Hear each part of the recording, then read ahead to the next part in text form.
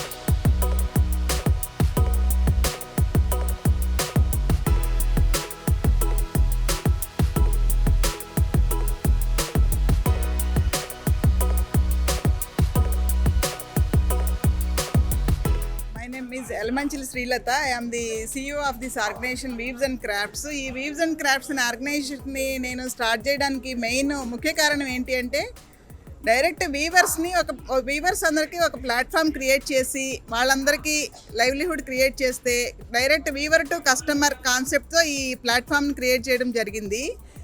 ఇది 16 స్టేట్స్ నుంచి వచ్చిన వివిధ రకాల చేనేత ఉత్పత్తులన్నీ ఇక్కడ ప్రదర్శించడం జరుగుతుంది.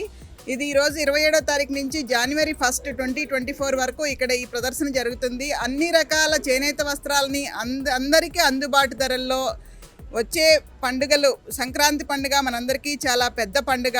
దాన్ని ఈ ప్లాట్ఫామ్ ద్వారా అందరూ వినియోగించుకుని చేనేత కార్మికులకు ఉపయోగపడి తద్వారా వాళ్ళని లబ్ధి పొందేలా చేసి ఆ చేనేత వస్త్రాల కొనుగోలు ద్వారా మీరు సంతోషపడేలాగా ఉంటారని నేను ఈ ప్లాట్ఫామ్ క్రియేట్ చేయడం జరిగింది.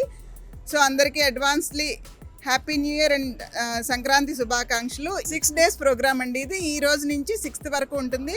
1st వరకు ఇది 10:30 to 8:30 ఇది timings. Kolan Raghavareddy gardens, Nizampet road.